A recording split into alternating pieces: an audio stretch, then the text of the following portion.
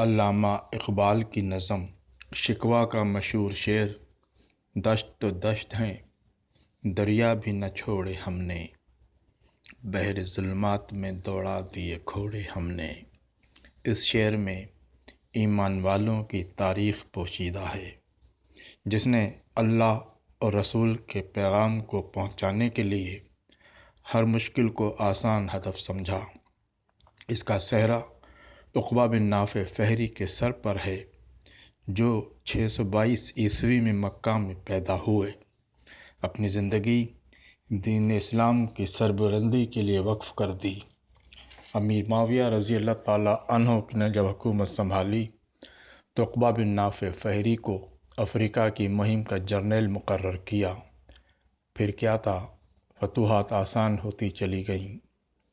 آپ نے حفاظتی نقطۂ نظر سے افریقہ میں مستقل چھاؤنی قائم کرنے کے لیے ایک ایسے خوفناک جنگل کا انتخاب کیا جس کا سوچ کر وہاں کے جنگجو بربر جیسی قوم بھی پسینے چھوٹ جاتے تھے۔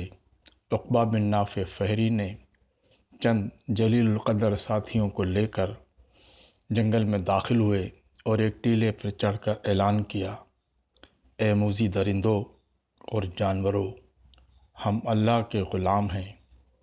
اس کے بعد محمد صلی اللہ علیہ وآلہ وسلم کے غلام ہیں۔ ہم تم کو دونوں کا واسطہ دیتے ہیں کہ بس اب تم یہاں سے چلے جاؤ۔ لہٰذا اس اعلان کے بعد اگر ہمیں کوئی نظر آیا تو ہم نقصان پہنچانے میں حق بجا نبھائیں گے۔ اللہ کے اس ولی کی آواز میں جانے کیا تاثیر تھی۔ زمین و آسمان نے یہ منظر دیکھا کہ جنگل ہر طرح کے جانوروں سے خالی ہو گیا۔ اسی جنگل میں عقبہ بن نافع فہری نے مشہور شہر قیروان کی بنیاد رکھی اور ساتھ ہی مسجد قیروان کی بھی بنیاد رکھی۔ آج بھی قیروان شہر تیونس کے مشہور شہروں میں سے ایک شہر ہے۔ ان فتوحات کے بعد عقبہ بن نافع فہری مشہور سمندر بحر اوقیانوس کے کنارے پر جا پہنچے۔ انہوں نے بے اختیار اپنا گھوڑا سمندر میں ڈال دیا، لیکن موجوں نے آگے نہ بڑھنے دیا۔ یہی وہ سمندر تھا جسے زمانہ قدیم میں اس لیے بحر ظلمات کہا جاتا تھا کہ اس وقت کوئی نہیں جانتا تھا کہ اس سمندر کے آگے کیا ہے۔ عقبہ بن نافع فہری نے سمندر کے کنارے کھڑے ہو کر جو تاریخی جملے کہے وہ یہ ہیں، اے خدا، اگر سمندر بیچ میں نہ آتا اور زمین ختم نہ ہوتی، میں برابر فتح کے پھریرے اڑاتا چلا جاتا اور تیرے توحید کے نعرے بلند کرتا چلا جاتا۔